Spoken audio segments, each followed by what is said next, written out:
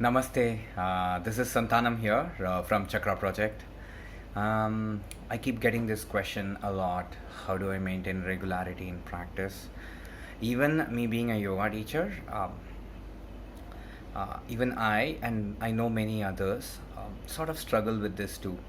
Um, Motivation issues, injuries, or pains, or I just don't feel like it. I didn't get enough sleep. And then it snowballs into one and then next, and it keeps on going on like that. Yeah, and it's okay, it's part of the journey.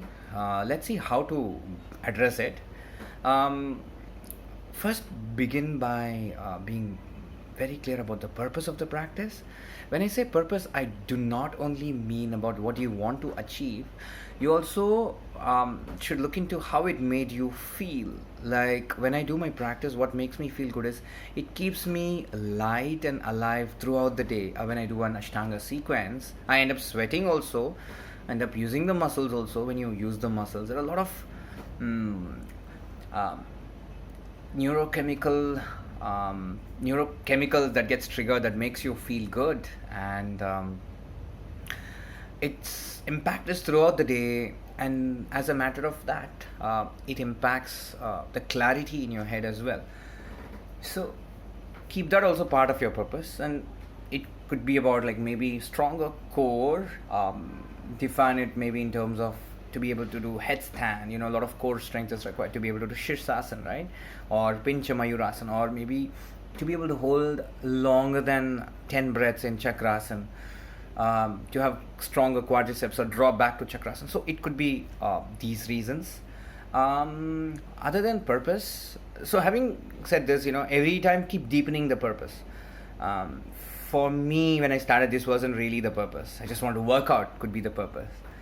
And then as it deepens now, my purpose for my practice is how to be more aligned with my breaths and just more and more listen to the body. That's another thing which really empowers me, but it didn't empower me, let's say, like 2 years back.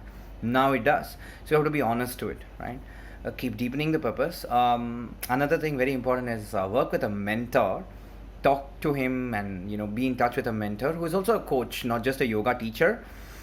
Who's also a coach, so you can understand the nuances of what it means to establish a practice or get to a certain place.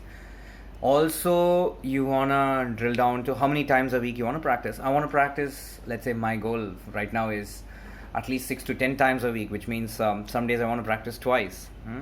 This wasn't my goal few months back. Now, considering what my purpose is, my goal has become that. So that also be clear. Also, another thing is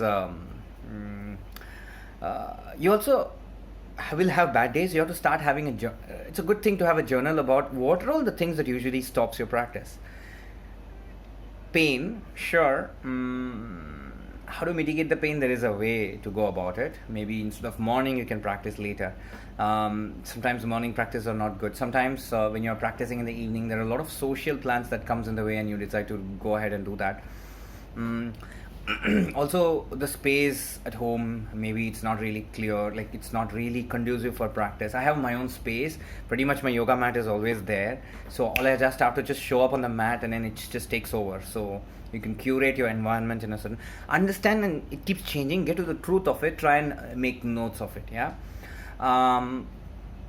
Another thing really helps is having a tribe, or group class when you practice with, where you can discuss notes with, or you can practice with a community and tribe. So it's a really good feeling. It's a really good way to progress and make sure you're regular with the practice. Of course, there is one more Instagram post. Just make posts and stories. Someone or the other will comment, and then you will get that validation. See, it's true. You don't want to be a whore of validation, if I can say that. You don't want to be slave to validation, but I had to use a strong word, sorry about that. But you can also use the tool very efficiently for your own good. There definitely is some positive feedback that you will get, and you feel encouraged for doing something well, and you want to keep doing better, so you'll keep going back. And when you're in the presence of a mentor, learning it properly with the right kind of guide, it's gonna go deeper and deeper, and you're gonna move away from validation. Yeah. It's okay to start with it, but eventually you'll move away from it. One of the tenets of yoga is to be free from not just bad opinions, but good opinions of others. This is something in lines of what Dr. Wayne Dyer has said it also. You're not just seeking out for an opinion or running away from a bad opinion, but you're beyond that. But you can use it as a tool to motivate you and keep you stronger. And a rudimentary level, you can use that as a tool. Yeah. What are some of the ways that you use? See, this is definitely not the entire list. There are a lot of things that can be done and can keep growing. But anyone who is watching, if you can add some more and contribute to the people who watch this video and read the comments, what all ways it could impact. Thank you so much. Namaste.